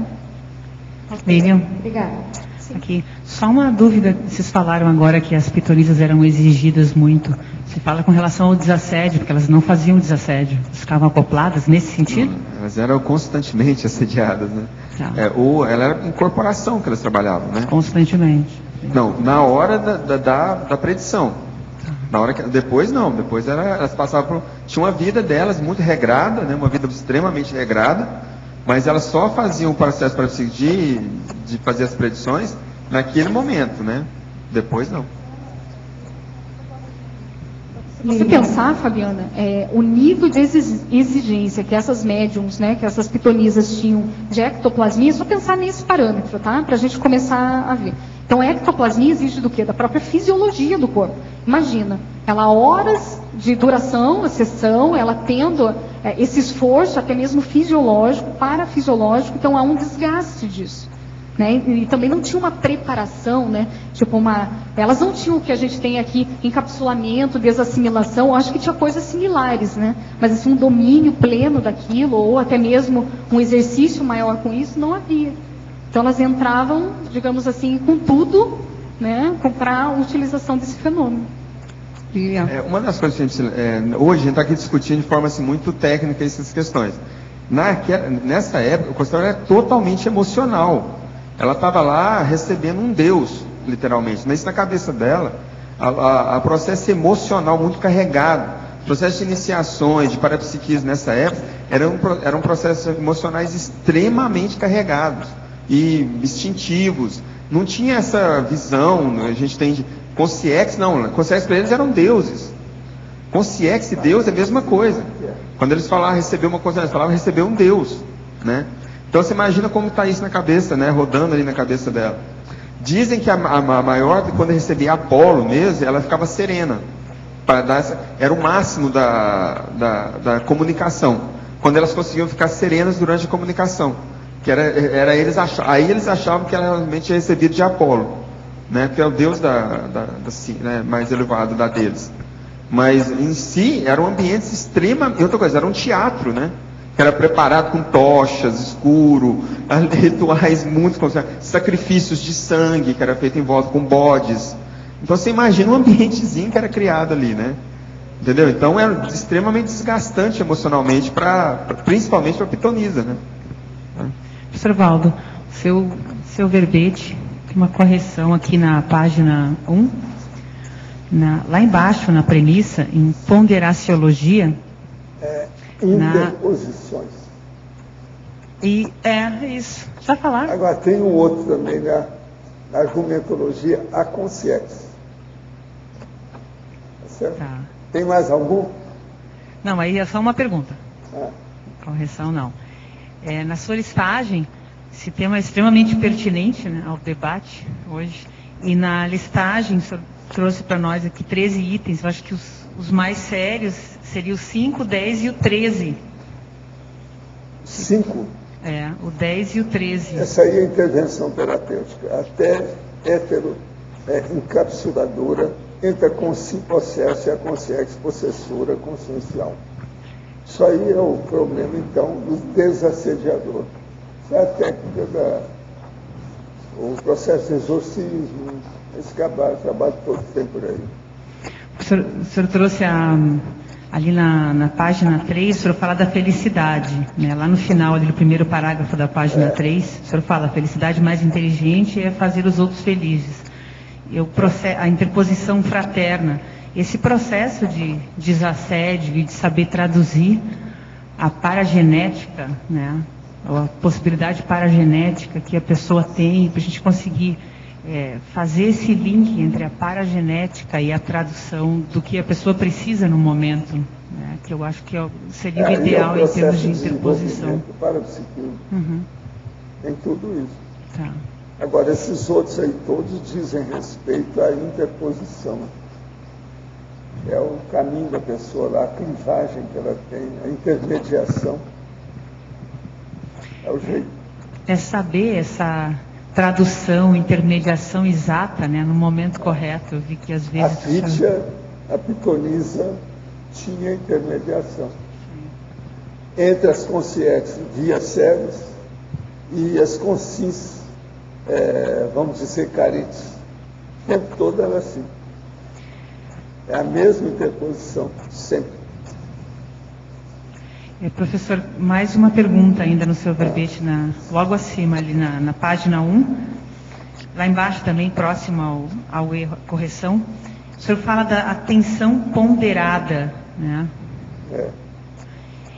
Atenção ponderada é aquela que a pessoa está bem lúcida e sabendo discernir o que ela vai, com a tomada de posição, com a postura perante aquilo. Essa que é a atenção melhor que tem. Medida certa, né? Entende? Ponderada. Está de olho. Entendeu? Professor Valdo, nesta questão do interpositor, a consciência solicitante de um pedido de TENEPS poderia ser um interpositor entre o tenepsista e o assistido? Pode ser um... Pode, né?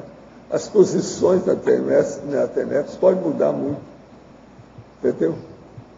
Uma coisa e outra. Do jeito que o tenepsista tem relação com o assistido, ele tem como parador. Agora, ele pode ter até com o satélite assediador, etc. Tal, aí depende. Às vezes, a pessoa lá, que é o tenepsista, ela tem mais afinidade com o satélite assediador, que ainda não veio. Veio só o assediador. O satélite vem depois. Tudo é intermediação. Quer dizer que essas categorias podem aumentar. Não, eu tenho só as básicas para a pessoa pensar. Né? Agora, na possibilidade dessas interseções, tem né? muita coisa, muita variação nisso aí. Modalidades de posicionamento, de atuação, isso varia muito. Né? Tá, obrigada. Lívia, na página 13, em parasitologia, terceira linha, a disponibilidade íntima das fichas para assistidos e, em seguida, a instalação do campo energético assistencial. As pitonisas, elas possuíam essa disponibilidade, né? Então, no momento que elas se colocavam nessas iniciações, né, elas se colocavam à prova, né, da questão da própria ectoplasmia, psicofonia, entre outras, ela estava disponível para com o assistido. Então, cabe também lembrar que as pitonisas também fizeram a assistência. A gente falou muito da questão mística, né? Dessa abordagem mística, porém, havia casos de cura, havia casos de paracirurgia, havia casos onde assistia através dessas mensagens. Então, por isso que o verbete é neutro, né? Colocando mais uma vez. Então, havia sim uma disponibilidade, uma predisposição da pitonisa para com o assistido. Tá? Então, e a segunda, Fernanda, a segunda questão tua era? Era da instalação do campo. Então, para que ocorressem esses fenômenos, claro, na época, com aqueles rituais, tinha todo um cenário, mas também exigia dessas pitonisas e dos sacerdotes uma instalação de um campo energético, mesmo que inconsciente, utilizando aí esses rituais, utilizando, né, todos esses artifícios para a instalação desse campo. Então, esses eram os primórdios, né, o início dessa abordagem energética. Agora, ó, as pitonisas eram mais simpáticas do que as sereias. As sereias cantavam nos rituais, nas coisas delas. Por exemplo, isso que eles fazem aí do sincretismo africano, aí, essas seitas africanas que cantam, é o trabalho das sereias. Agora, por exemplo, aquele nego velho e etc. tal, é o trabalho das pitonisas. Tudo é ritual. O ritual moderno ele continua, eles repetiram isso aí. Entende? Porque o canto, por exemplo, o processo do atabaque, a batida dos tambores no terreiro, é o processo das sereias. Então, as pítias, as pitonisas, eram mais simpáticas. Perante isso tudo aí. Isso tudo existia. Agora, outra coisa, quase sempre, aquilo que eu chamava de sereia eram mais potentes parapsiquicamente do que as pítias. Porque elas tinham autonomia. As pítias não tinham, eram submissas, eram mais médios inconscientes da história. Lilian, o que ou quem determinava que tal mulher vai ser uma pítia? Vai seguir como que era feito, como era feito, como que era isso. escolhidas, como era escolhidas, exatamente.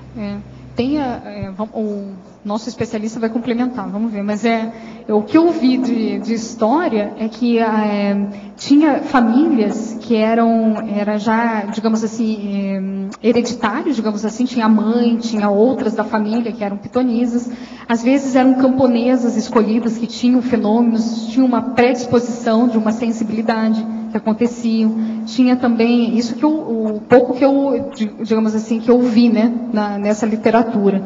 Então variava muito nesse contexto. E nesse livro Oráculo, ele aborda essas várias facetas de escolha, mas não bate martelo em nenhuma, de como assim que era de fato feito a escolha das pitonisas. E lembrando que no oráculo tinha outras mulheres, fora a pitonisa em si e os sacerdotes, que elas ficavam, digamos assim, é como se estivessem arrumando aquele local. Os rituais, ajudavam a pitonisa a banhar-se antes do ritual. E essas ele abordou que eram como se fossem já iniciadas para ser essa pitonisa, digamos assim. Então, eles escolhiam essas mulheres que tinham um pouco mais de sensibilidade. Aqui também fala que é interessante que eram normalmente mulheres com mais de 50 anos, que já não tinha mais o esposo e não tinham mais cuidados com filhos. Então, elas se dirigiam a esses tempos para ficar se dedicando à vida, digamos assim, as vestais, né? Era uma dedicação total ao templo. E assim por diante. Como também tem fatos, ou digamos, tem também a história de que eram mulheres virgens, isso bem no início, belas, que eram a representação que a gente vê em pinturas, né? Tem lá na Capela Sistina, né, que tem Michelangelo, né, retratou 5 sibilas, né, se você olhar na internet. Então são mulheres belas, né, com os lábios carnudos e tal. Mas isso é mais um processo que ele coloca mais assim romanceado, digamos assim, né? Então tem até aquela história que existia uma bela, né, assim, sedutora, que era pitonisa e tal, e que um dos reis de uma outra área, né, violentou ela. Então roubou ela e depois surgiu aí a questão de pegarem mulheres mais velhas e que não, aí ficou aquele mito da questão da virgindade e tal. Mas tudo isso é história, assim, tem que pesquisar mais, é o que eu vi, né? Jarbas, por favor. É só uma coisa interessante, parece que era muito democrático isso. Ao contrário dos outros tempos, igual Eleusis, que eram 2 famílias que revezavam entre eles, para quem ia ser sacerdote ou não. Delfos não, ela era pegada entre camponeses até famílias mais ricas, né? E desde os xamãs, um dos critérios era a acessibilidade parapsíquica, né? Por exemplo, eu perguntou da loucura. A epilepsia quer dizer o mal sagrado, o mal de Deus, porque já era ligado ao parapsiquismo, desde aquela época. A pessoa que apresentava epilepsia, a histeria, né? Tudo isso era ligado, a pessoa já era olhada com outros olhos, né? E elas podiam... Estados alterados de consciência. Elas podiam recusar, por exemplo? Com certeza, mas era uma honra, né? Mulher naquela época não podia recusar muita coisa, sabe? É por isso que eu estou perguntando, né? Se podia recusar. Era mais ou menos assim, era um convite meio, assim, ou você vai ou você morre, né? Há muitos casos de epilepsia que são nada mais, nada menos do que 100 possessões. E outra coisa, vem a consciência comunicante, fala através do epilético, depois vai embora. E o epilético não sabe nada disso, nem viu, nem sabe. A memória da epilepsia desaparece. Então, por isso que... Outra coisa, antigamente, às vezes, o cara entrava numa crise epilética, vinha o possessor, falava umas coisas muito sérias. Aquilo acontecia, pronto. Por isso que eles começaram a falar que era o mal sagrado e tal, etc. Só como curiosidade... É possessão. Delfos começou porque tinha um lugar que um pastor levava umas cabras, e ele viu que as cabras, quando pastavam em certos locais, elas começaram a ficar loucas, e pulavam, e rolavam no chão. Aí as primeiras pitonisas foram as cabras. O mal daquela louca. Aí, uma mulher dele, uma vez que ficou muito tempo nesse local, também ficou em estado alterado e profetizou, ele achava. Aí aquilo ali correu, isso aí na idade do bronze ainda, 1600 antes de Cristo, mais ou menos, que foi o início, né, de Delfos. Essa da história da cabra é de 1600 antes de Cristo. Então, é ali que começou Delfos. Aí eles criaram, como eles ficaram com medo daqueles gases invadir, eles tamparam, vamos dizer assim, criaram um lugar cercado para evitar que aquela coisa saísse dali. E ali desenvolveu até virar Delfos, né? Delfos quer dizer útero, para quem não sabe. Que é o símbolo, seria o que o professor Valdo fala de fazer o local de gestação, né? Um conceptáculo, né? Delfos quer dizer útero. A gente vê até na medicina, né, Pedro? O útero de Delfos, né? Que é a mulher que tem 2 úteros, né, por exemplo. Olha, existe uma frase que eu já cunhei há muitos anos, que é o seguinte: o cara bom de quebra-cabeça é só o cabra-cabeça. Você sabe que tem aquele negócio, né? O filme cabeça, discussão cabeça, um monte de coisa, papo cabeça. Ao bom mesmo quebra-cabeça é só o cabra-cabeça. Entende? Cabra fora de série. Cabra macho. Ô Lilian, na parafatologia, na 5ª linha, você fala das mobilizações energéticas desenvolvidas no templo. Tá. Poderia repetir, Silvana, fazendo favor? Oi, Lília, não entendi. É na 5ª linha, parafatologia, página 13. Sim. Você fala das mobilizações energéticas desenvolvidas no templo. Você pode falar um pouquinho, por favor? As mobilizações seriam os próprios fenômenos desenvolvidos, né? Então, elas faziam a própria questão do transe, né? Parapsíquico, a psicofonia, para elas desenvolverem informação, a mensagem, né? Então, seriam as manobras, digamos assim, vinculadas aos fenômenos parapsíquicos.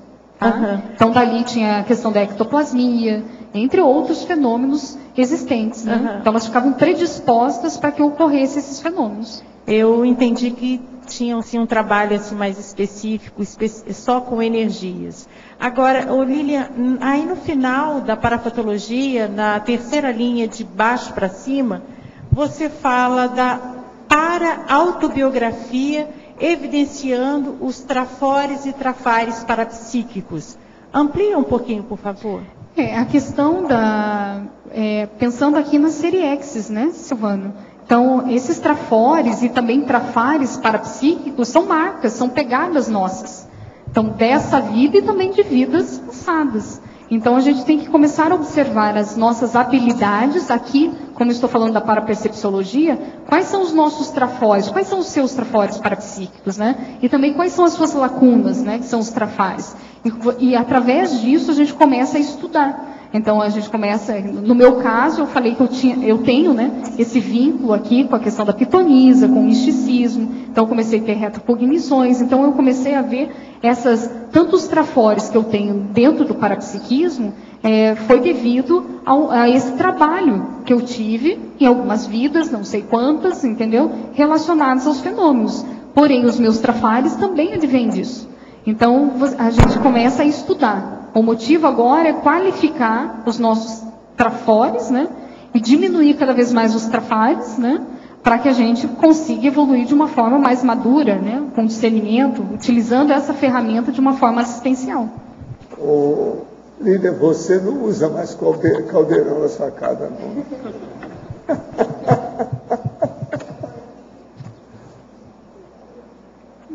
Caldeirão, Paulo? Não tá. Caldeirão. Lília, mais uma coisa. Paulo, você não errou, Ô, Lília, eu cantava e você mexia. Esse departamento não me pertence. Oi. Posso fazer mais uma pergunta? Claro. Tá. Lembrando uma resposta que você deu bem no início, você acha que uma pessoa... Eu tive essa impressão na sua fala, que tenha feito um mau uso desse parapsiquismo enquanto pitoniza, ela pode hoje ter vários bloqueios com relação ao parapsiquismo? Eu vejo que não dá para a gente padronizar, Silvana. Eu vejo assim, eu não tenho grandes bloqueios assim. E eu acho que eu errei muito, né? Entendeu? Então eu vejo assim que varia cada caso, cada situação, o temperamento da pessoa, o que ela fez, né? De vidas em vidas e por aí vai. mas não tem como a gente padronizar. Agora, eu vejo sim que a principal coisa que eu vejo para mim de resultado mais concreto é que eu vejo assim, o meu trabalho dentro da conscienciologia, eu não tive assim, como é que eu posso dizer, eu não escolhi muito, tá? Eu não quis assim, eu não corri atrás, digamos assim, de estar dentro do acoplamentário ou coordenar o acoplamentário. Então, isso foi pintando aos poucos. E se você for ver, o acoplamentário é um curso que trabalha com o quê? Reeducação parapsíquica, clarividência, desmistificação, porque está lúcido, o aluno está ali, está lúcido, e eu sou uma dos professores, né? Assim, nós, professores desse curso, a gente atua como o quê? Aumentando a lucidez do aluno, para que ele faça isso sozinho. Então, eu acho que tem tudo a ver, na minha lógica aqui, né? Dentro de mim. Então, por isso que eu estou bastante tempo lá. Você nunca colocou um caldeirão, plantou comigo, ninguém pode, põe na porta da sua casa. Então, é uma forma, né? Então, não sei se ficou claro, Silvana. Então, você tem que ver, assim, às vezes não é um bloqueio, mas tem que ver o que a pessoa fez de fato e conseguir traçar conquistas, digamos assim, com esses trafores. Aproveitar isso para assistência. Ok, ficou claro, Lilian. Obrigada. Leila. Sim. É muito bom verbete, meus parabéns. Obrigada. Você ter acesso a alguma filmografia específica sobre esse assunto? Ou conhece alguém que tenha? Eu conheço quem tem, tipo o Ivo Valente, né? Já você tem? Eu vi sim filmes assim que passa cenas da pitonisa, mas são muito poucos assim, tipo, eu não vi, né? O Ágora, né? Não fala da pitonisa, mas fala de todo um elenco da Grécia. Eu acho bem interessante, né? E também comentam desses deuses da mitologia, comenta, se não me engano, da pitonisa, mas não retrata ela, digamos, no filme em si. Agora eu não consigo falar para você os filmes, tá? Mas provavelmente tem um especialista, que é o Ivo Valente, que ele pode te dar sugestões aí riquíssimas de filme. Bom. Documentários. Poderia também falar um pouquinho mais sobre o curso, sobre o Código Pessoal de Cosmoética? Eu posso passar para um professor do CPC, porque ele sabe, né, vive lá em casa, então ele faz esse curso comigo, assim, né, diariamente. Então eu tenho esse privilégio, então eu vou passar para ele, só um pouquinho. Ô Júlio, falar em filme, Júlio, tem Os Imortais, se eu não me engano, um filme baseado na história da Grécia, saiu agora esses dias aí, e tem um lance lá das pitonisas, tem efeitos especiais, se eu não me engano é O Imortal ou Os Imortais, acho que é Os Imortais. Sintoniza na internet para pegar as pitonisas. Lili, eu também ia falar aqui do filme Troia, que ele mostra um pouquinho também lá dos tempos de Apolo, durante lá o conflito, né, entre os troianos. Então mostra, né, rapidamente também as moças lá fugindo de dentro do templo, né, o pessoal que fazia parte lá dentro do templo. Rapidamente. A respeito do curso, né? Nós estamos, nesse final de semana, inclusive, foi a segunda edição, o primeiro módulo da segunda edição do curso do CPC. E nesse curso, a gente procura passar para o aluno instrumental técnico para a pessoa poder construir o seu próprio CPC de uma forma bem autônoma. A partir do quê? Da autodiagnóstico, da autopesquisa, da capacidade da pessoa que tem de fazer autocrítica e checar sua intencionalidade. A nossa ideia agora, já para o ano que vem, é fazer mais um módulo. Mais um módulo não, mais uma edição. Professor, aqui, ó, algumas pessoas conhecidas minhas me solicitaram que eu pedisse ao senhor que colocasse o nome delas na sua TENEPS. Tem como? Me dá o papel. Tá, ok. Sim. Efeitologia. Poderia comentar o efeito bumerangue da fuga quanto ao parapsiquismo assistencial? É quando a pessoa ela não quer trabalhar com sua habilidade, com seu trafor parapsíquico. Ela tenta, de alguma maneira, fugir disso. Por mais que esse trafor, óbvio, às vezes tem algumas lacunas a ser trabalhadas, digamos assim, na sua periferia, digamos assim. Então, eu coloquei até um caso da pessoa, no meu caso, né, pessoal, de ter parapsiquismo desde a infância, porém não querer trabalhar diretamente com a parapercepciologia. Eu sempre estava permeando, mas eu não enfrentava, não me posicionava.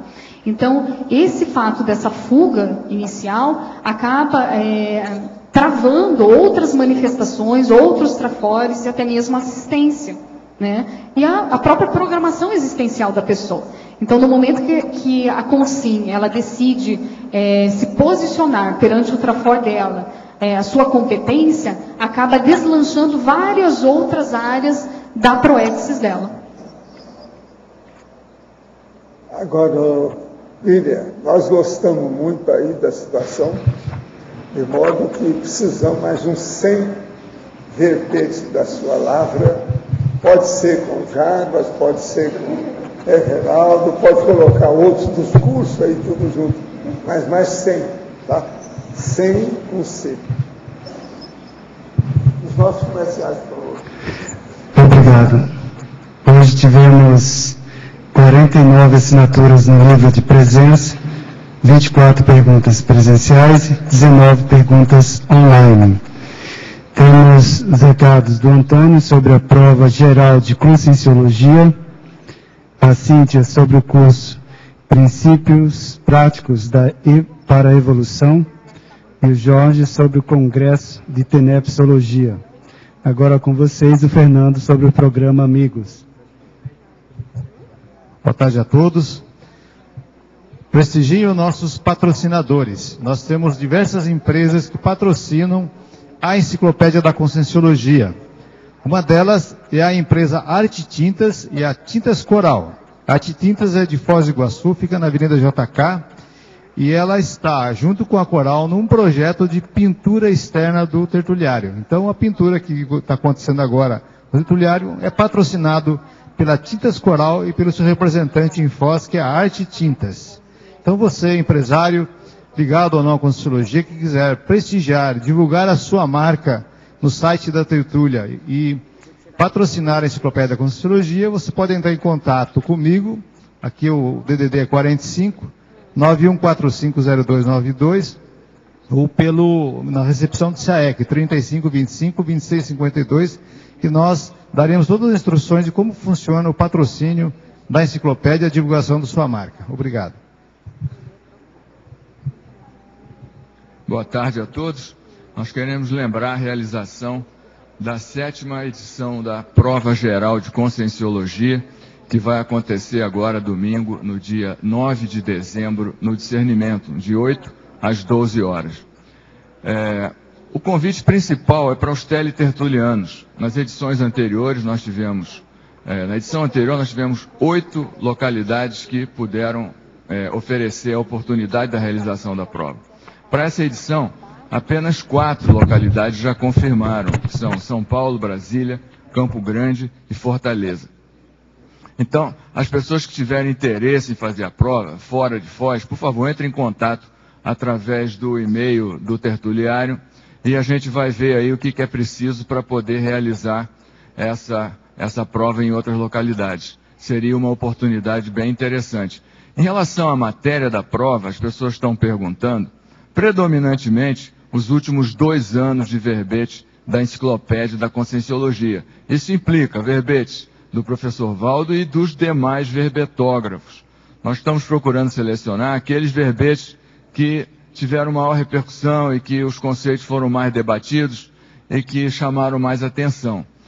Além disso, também os verbetes do dicionário de argumentos da Conscienciologia também vão estar inseridos aí. Então fica o convite para que a gente possa realizar, né, estudem aí, deem uma lida, revejam aí os principais temas que foram debatidos, porque é uma excelente oportunidade para a gente poder fazer uma autoavaliação, né, da nossa compreensão da Conscienciologia no sentido de poder otimizar aí o cumprimento da PROEX. Ok? Qualquer informação a gente está à disposição. Muito obrigado. Boa tarde aos teletertulianos. O IPC de Uberaba convida a todos de São José do Rio Preto e região para a palestra gratuita com o tema Princípios Práticos para a Evolução, que vai ocorrer no próximo sábado, dia 24, às 19 horas. E para o curso com o mesmo tema, no dia 25, próximo domingo, às 9 horas da manhã, que vai ocorrer no CIESP de São José do Rio Preto, em São Paulo. Para mais informações, ligar para o número 17 91 28 08 15 ou 17 32 75 95 29. Obrigada. o SEAEC convida a todos aqueles que não poderão estar presentes no primeiro Congresso Internacional de Tenepsologia e 5º Encontro Internacional de Tenepsistas a assistirem via o sistema EAD, pois este ano será o primeiro em sua história, principalmente para aqueles que pensam em começar a TENEPS ou querem se atualizar sobre as pesquisas deste mesmo assunto. As transmissões ocorrerão no período de 17 a 20 de dezembro, com vários trabalhos. Os valores são R$ 240 à vista ou em 3 parcelas de R$ 90. As inscrições já estão abertas, garantam sua vaga e participem ligando para o telefone 35 25 26 52. Repetindo, 45 35 25 26 52. O e-mail do SEAEC, que é ceaec@ceaec.org. Esse é o congresso online de tenepsologia para todo mundo, inclusive com tradução em inglês. Obrigado. Para amanhã teremos o verbete Defesa Indefensável. A especialidade é Contradiciologia, de autoria da professora Marlene Roque. Obrigado pela sua presença e até amanhã.